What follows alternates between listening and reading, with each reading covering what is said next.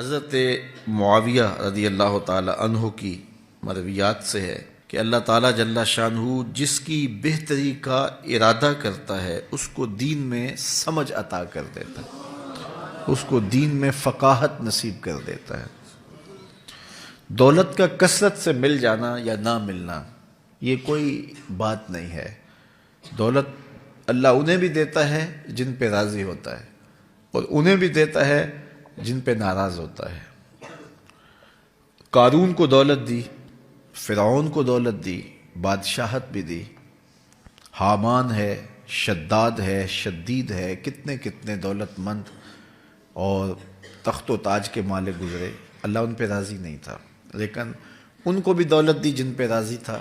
حضرت عثمان غنی کو دولت عطا کی، حضرت عبد الرحمن ابن عوف رضی اللہ تعالیٰ عنہ کو صحابہ میں سب سے زیادہ دولت مند حضرت عبد الرحمن ابن عوف تھے، ان کو بھی دولت عطا کی، اور بھی لوگوں کو، حضرت سلیمان کو پیغمبری بھی دی، دولت بھی دی، بادشاہت بھی دی۔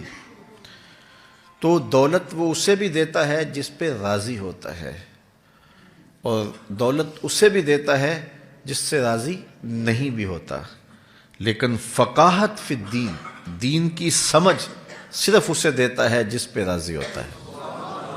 تو جس کو دین کا فہم دے دیا گیا، دین کی سمجھ دے دی گئی، اللہ تعالیٰ اس پہ راضی ہے۔ جس کی بھلائی چاہتا ہے، جس کی بہتری چاہتا ہے، اس کو اللہ تعالیٰ جل شانہ دولت دین دے دیتا ہے اور دین کی سمجھ عطا کر دیتا ہے۔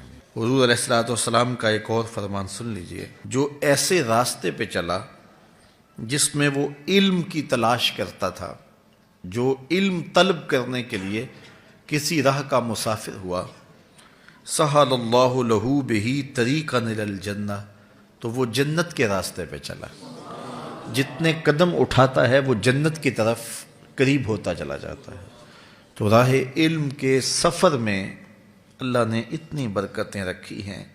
حضرت سلیمان علیہ السلام کو اللہ نے اختیار دیا، یا دولت لے لو، یا بادشاہت لے لو، یا پھر علم لے لو۔ ان تین چیزوں میں اللہ نے ان کو ایک چیز اختیار کرنے کا اختیار دیا، یا دولت لے لو، یا بادشاہت لے لو، یا علم لے لو۔ انہوں نے کہا مالک مجھے علم دے دے۔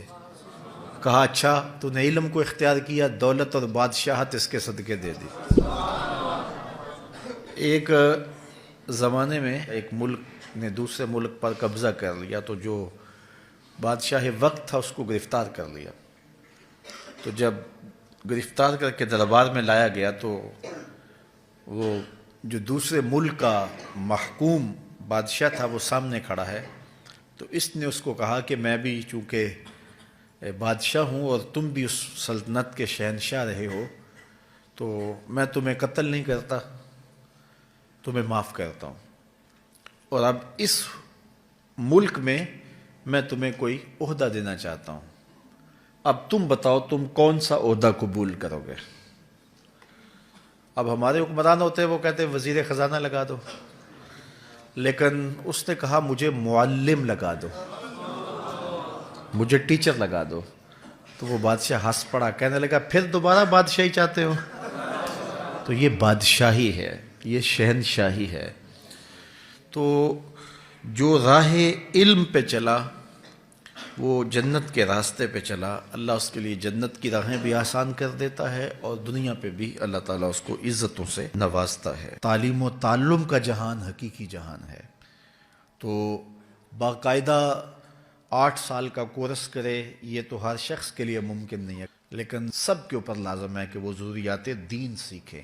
ان میں نماز، روزہ، حج، زکوٰۃ، اگر کاروبار کرتا ہے تو کاروبار کے مسائل، اسی طرح جو ہے وہ کفر، اسلام، بنیادی عقائد، یہ وہ چیزیں ہیں جو ہر ایک شخص کے اوپر جو ہے وہ سیکھنی واجب ہیں اور ضروری ہیں۔